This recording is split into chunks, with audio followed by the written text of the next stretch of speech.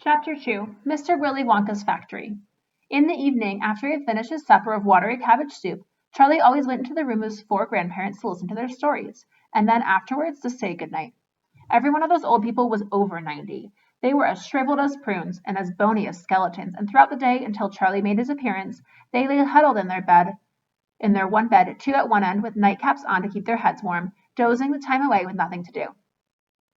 But as soon as they heard the door opening and heard Charlie's voice saying, "Good evening, Grandpa Joe, and Grandma Josephine, and Grandpa George, and Grandma Georgina," then all four of them would suddenly sit up, and their old wrinkled faces would light up with smiles of pleasure, and the talking would begin.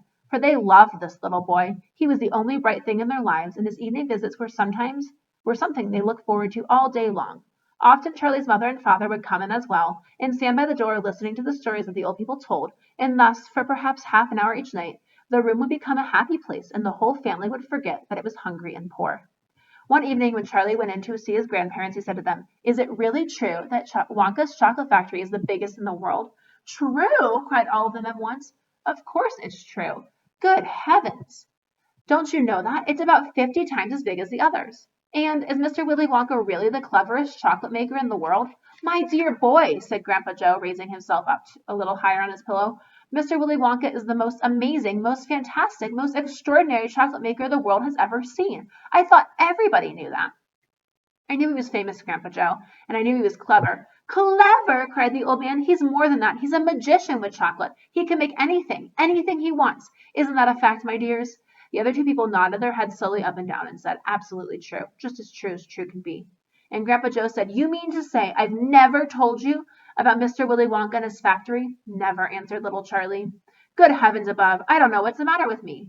"Will you tell me now, Grandpa Joe, please?" "I certainly will. Sit down beside me on the bed, my dear, and listen carefully." Grandpa Joe was the oldest of the four grandparents. He was 96 and a half, and that is just about as old as anybody can be. Like all extremely old people, he was delicate and weak, and throughout the day he spoke very little. But in the evenings, when Charlie, his beloved grandson, was in the room, he seemed, in some marvelous way, to grow quite young again. All his tiredness fell away from him, and he became as eager and as excited as a young boy. "Oh, what a man he is, that Mr. Willy Wonka!" cried Grandpa Joe. "Did you know, for example, that he himself invented more than 200 new kinds of candy bars, each with a different center, each far sweeter and creamier and more delicious than anything in the other chocolate factories can make?" "Perfectly true," cried Grandma Josephine, "and he sends them to all four corners of the earth. Isn't that right, Joe?" "It is, my dear, it is. And to all the kings and presidents of the world as well. But it isn't only candy bars that he makes. Oh, dear me, no. He has some really fantastic inventions up his sleeve, Mr. Willy Wonka has. Did you know that he's invented a way of making chocolate ice cream so it stays cold for hours and hours without being in the freezer? You can even leave it lying in the sun all morning on a hot day and it won't go runny." "But that's impossible," said little Charlie, staring at his grandfather. "Of course it's impossible," cried Grandpa Joe. "It's quite absurd." "But Mr. Willy Wonka has done it." "Quite right," the others said. "Mr. Wonka has done it."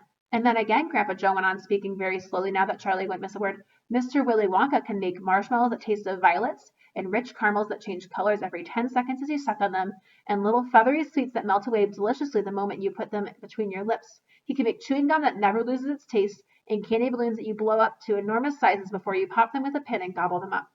And by a most secret method he can make lovely bluebird eggs with black spots on them. When you put one of them in your mouth, it gradually gets smaller and smaller, and suddenly there is nothing left except a tiny little pink sugary baby bird sitting on the tip of your tongue." Grandpa Joe paused and ran the point of his tongue slowly over his lips. "It makes my mouth water just thinking about it," he said. "Mine too," said little Charlie, "but please go on." While they were talking, Mr. and Mrs. Bucket, Charlie's mother and father, had come quietly into the room and were now both standing there just listening.